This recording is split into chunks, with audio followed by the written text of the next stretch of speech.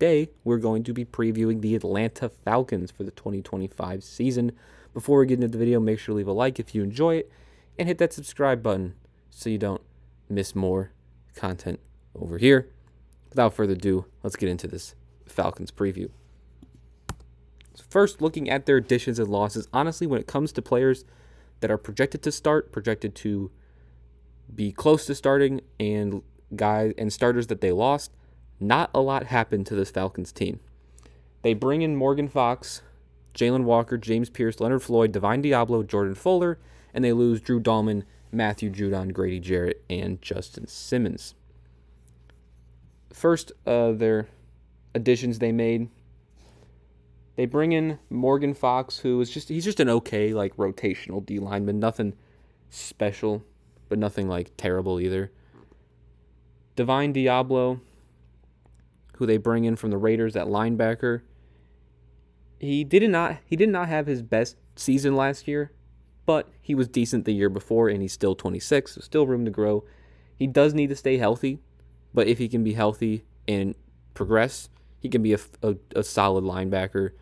Leonard Floyd, he was very solid for San Fran and Buffalo the last 2 years. They only bring him in for a 1-year deal, but he's a good veteran for their rookies, Jalen Walker and James Pierce.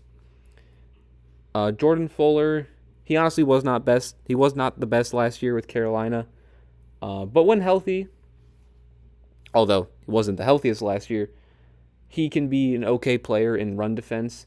And when he was healthy in 2023 with the Rams, he was actually pretty good. And I think he is an upgrade over what you saw. I don't know if he's an upgrade over what you saw out of Justin Simmons, but I think they're both very similar. They can be good, but they can also be very inconsistent. So I think it's kind of a net neutral there at safety. And then Leonard Floyd, when it comes to Matt Judon, who they lost, just like Simmons, who wasn't very good last year, Matthew Judon also was not good last year. And I do think I think Leonard Floyd is an upgrade over Judon. Morgan Fox, I think Grady Jarrett's better than Morgan Fox. Jarrett, although he has been historically pretty good for the Falcons, he was just kind of okay last year. So I do think that Morgan Fox is a downgrade from Grady Jarrett, but maybe financially you'd rather have the cheap 1-2 year deal out of Morgan Fox than the longer term commitment of Grady Jarrett. And then Drew Dahlman, who they lost also to the Bears alongside Grady Jarrett. Dahlman, he only played 9 games last year, but he's still one of the better centers in the league, top 10 to 15-ish center. So that is a big loss for them, but their O-line's so good, and we'll talk about it in a bit. I think they can bounce back and recover from losing Drew Dahlman. And then their 2 pass rushers they took in the first round. They bring in Jalen Walker with their first round pick, which I think was 11, something around there. Very good, productive player at Alabama. Obviously, we don't really know what he's going to be. Like, is he an off-ball type linebacker? Is he more of a pass-rushing type linebacker? He's probably too small to maybe play straight on the D-line, so you got to have him be like that edge-rushing outside linebacker. So I think there's a lot of questions with Jalen Walker, but there still is a lot of potential for Jalen Walker. And then James Pierce, they get another pass rusher in the first, James Pierce out of Tennessee. He had this kind of like consensus bias or whatever. I don't know how to describe it, but he was like the top projected pick in like the way too early mock drafts for this year. Everyone had him like number 1, and then he kind of just fell down to like a first borderline second round talent. But he still showed you so much at Tennessee, and he still has been a very good player that I think maybe they gave up a little too much in the trade. I'm still not exactly sure what the trade was that they did to trade up in the first round. But I think James Pierce can be a very good player. And again, I think having a guy like Leonard Floyd in that room with those 2 rookies can be very beneficial for them. I'm not going to talk too much on the rookies because I'm not quite sure. I kind of have to wait and see how they play in the NFL.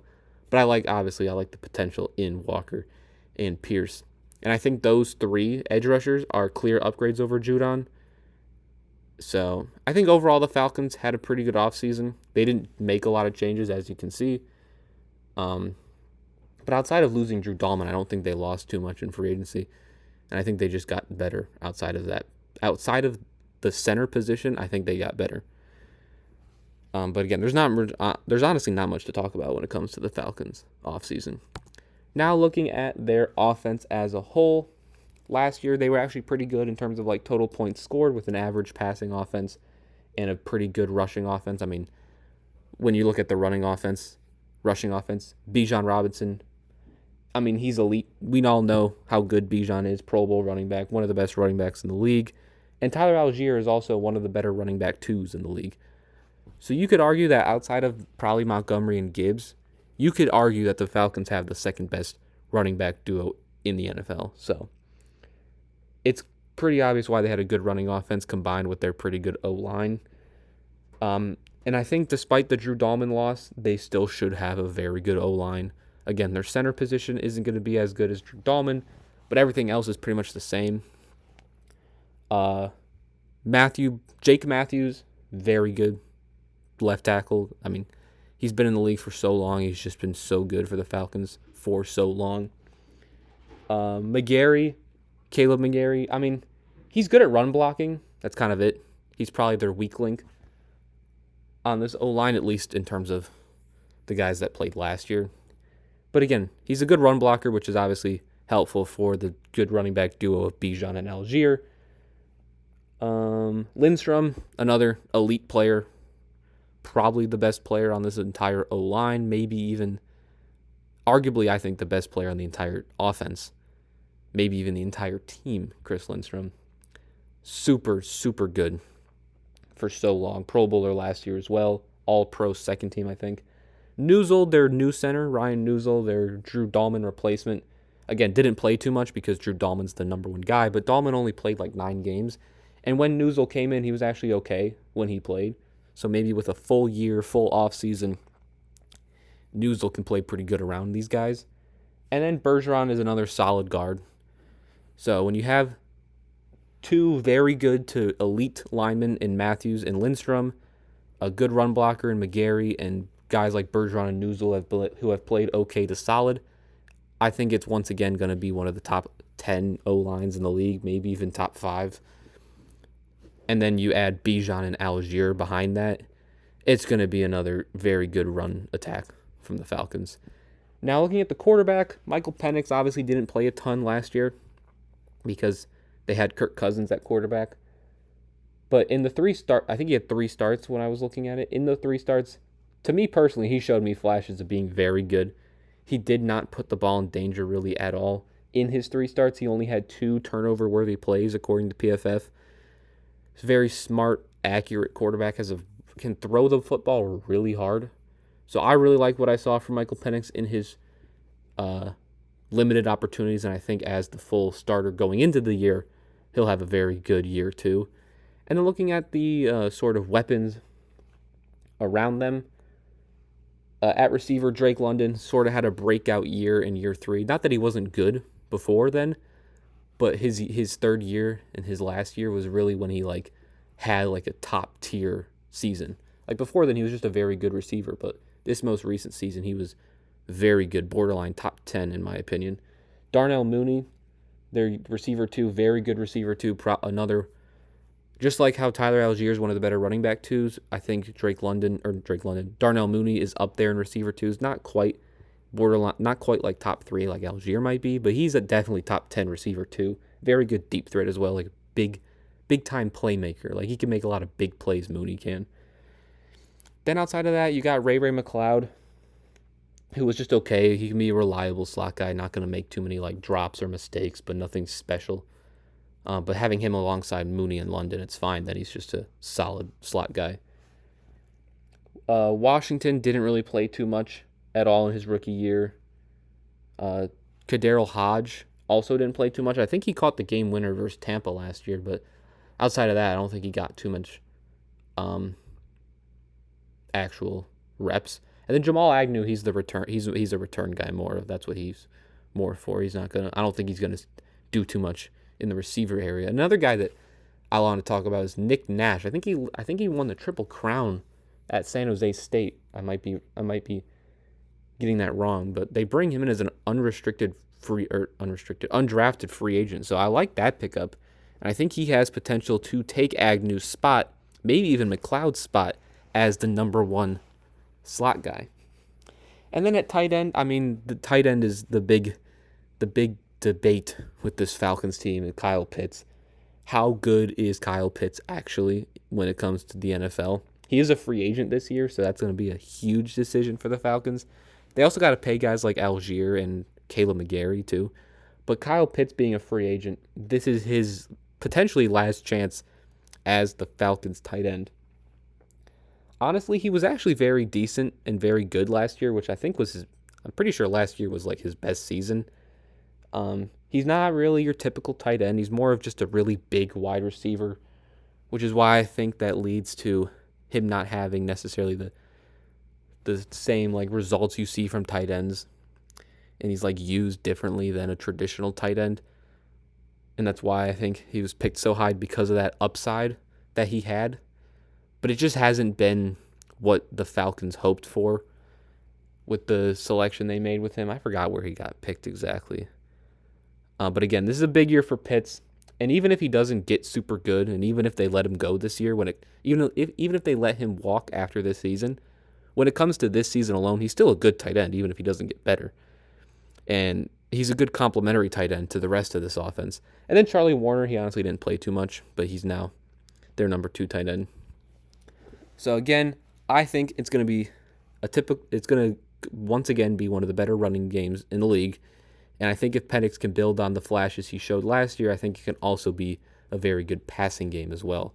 A lot of people are high on the Falcons offense, and I agree with them. At defense, before we get into the defense though, make sure to leave a like if you enjoy and hit that subscribe button. Now, looking at the defense, not quite as good as the offense last year. Not even really close to as good as the offense. They were 23rd in points allowed. They had a good to bad pass defense and a pretty average run defense. And I think their defense just got like slightly worse towards the end of the year. Their D-line, I mean, you got David Onyemata, who's just average. They brought him in from New Orleans. He's just been an average, okay player for them. You got Morgan Fox, who again is just a rotational D lineman. Zach Harrison didn't get too many reps, but he honestly wasn't that bad last year, and he's only 23. So I kind of like what Zach Harrison can be in the future. And then guys like Orahoro and Dorless, who are both 23, didn't honestly play too much anyway. We talked about Jalen Walker and James Pierce, their 2 first-round picks. Leonard Floyd, their free agent they brought in. And then Arnold Ebiketie. He only played like 50% of their snaps, but he was relatively productive in the snaps he got. And he is also pretty young, just like the other guys at 23. So when you combine Walker, Ebiketie, Pierce, Dorless, Orahoro, that's a very young, promising D-line group. I don't know how good they'll be year one, though, because Onyemata, Morgan Fox, and Leonard Floyd, they're just like okay veteran guys. Leonard Floyd's a little bit better than that. So I don't know how good this unit will be in year one, their D-line group, but if they can get anything out of all their young guys, it can be pretty good in the future. So I just don't know how good their D-line group will be year one, but I like the future of it. Linebackers, they got Caden Ellis, who I think is very underrated and very good at that. I feel like not many people talk about Caden Ellis amongst the better linebackers in the league, and I feel like you could argue that he should be in that top 10 discussion with how good he's played for the Falcons. They bring in Divine Diablo, who we mentioned again, didn't really have a great year last year with the Raiders, but he's had good years before, and he's still pretty young and can still get better, and especially in the position next to a guy like Caden Ellis. And then Bertrand, their other young linebacker, didn't really play much in his rookie year, but showed a lot of promise. And then Troy Anderson, who's just been okay, but he's also 25. So they got young guys like Diablo, Anderson, Bertrand. But the main piece in that linebacker room is Caden Ellis and how good he is. And I'm a big Caden Ellis fan. And then their secondary, who was also a bit up in the air last year. I don't know how much better they're going to get. I don't think it'll be the best defense for the Falcons, but they had a lot of older guys last year on their defense, and now they have like young pieces that they can build around with this defense. So I'd rather have a bad defense with young pieces than a bad defense with older pieces. And I don't think it'll be terrible. I just don't know how good it will be. But in the secondary, you obviously got Jesse Bates, who's elite, one of the better safeties in football, if not the best safety in football. AJ Terrell, another elite corner, top tier corner. I think top 10, arguably top 10. There's so many top 10 corners, more than 10, but AJ Terrell is definitely one of them. Mike Hughes, he's just a very like solid corner. Like he's not a liability, but he's not going to shut down anybody. He's just going to be a quality corner for you. D. Alford, their nickel. He honestly was not great last year. I don't think a lot of Falcons fans particularly like him, but it seems like once again he's going to be the starting nickel for them. And then Clark Phillips, one of their other boundary corners. I really like him. I think he's a very underrated young corner. And they bring in Xavier Watts, the safety from Notre Dame. Billy Bowman, forgetting what college he went to. Kobe Bryant, they brought him as an undrafted free agent, kind of another Nick Nash situation, a guy that just had a lot of like notoriety and hype going into the year. They picked him as well out of undrafted free agency, so we'll see what he does. But with Jordan Fuller, who's been inconsistent, Mike Hughes is just all right. D. Alford, who doesn't seem to be that good. Outside of Jesse Bates and AJ Terrell, you don't have a lot. Again, I like Clark Phillips, but you don't really have a lot of talent and or experience in that secondary. So again, I don't think it's going to be a very good defense for the Falcons. But based on what they did this offseason, I think there's a lot more hope for the future with this defense. They have a lot of good young pieces that could, if progress, could make this actually a very good defense. But I think the offense is going to be the main piece of this Falcons team. Quickly looking at their special teams, Jamal Agnew, he was a former Pro Bowl returner in 2022. I don't think he even played in 2024. So we'll see. If he can get back to his Pro Bowl type, obviously, I think him and Braven McLeod are one of the better Pro Bowl returning duos in the league. Bradley Pinion, he's a decent punter. And then Younghoe Koo, I still think is one of the better kickers in the league, despite sort of having a down year last year. I still trust Younghoe Koo as my kicker if I were the Falcons. So I think it'll be a pretty good special. If Younghoe Koo can bounce back, it'll be a very good special teams unit. Now, before we get into the schedule, make sure to leave a like if you are enjoying the video.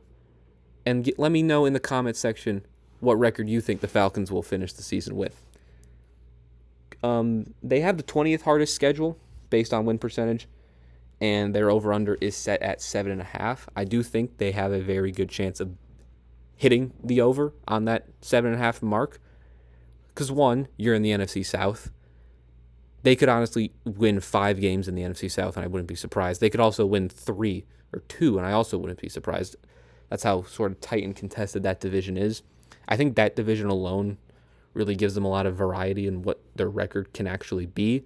But then you also play teams like the Titans, who I think they could easily beat. They play again, the Saints in their division 2 times, which I think they can beat. They play the Patriots, which I think they could beat. I think my floor for the Falcons is at 6-11. I think it will be a good year for the Falcons. I don't think they'll even come close to this floor. I wouldn't say that. I don't think they'll get this floor. But I think if anything, if all else fails, they can still squeak out a decent amount of wins with how bad the division is, or how close the division is. Because I do like the Panthers, the Bucs, and the Falcons. And then going into their ceiling, my ceiling for them is set at 10-7. When you throw in games like the Titans, the Dolphins, the Patriots, the Colts, the Saints twice, probably can beat the Panthers, maybe even the Panthers twice. You can probably beat the Bucs, and then they could definitely get a game against the Cardinals, Seahawks, Cowboys, or something like that. And I think they could get 10-7 as their ceiling, which puts my prediction for the Falcons at 8-9, which I think puts them in second place in the NFC South for me. I think they could easily do better than 8-9. Don't get me wrong. I just think there's a lot of teams they have on their schedule could either be very good or not very good. So I don't know how the Falcons are going to play. And it all relies really on that defense, which I think might let them down in a decent amount of games. But let me know your thoughts on the Falcons' upcoming season, how you think the Falcons are going to do. If you enjoyed the video, make sure to leave a like. And if you don't want to miss out on more content over here, as we still have plenty of previews to get through, hit the subscribe button. It doesn't hurt just to hit the subscribe button. Helps me a lot. And I'll see you guys next time. Peace.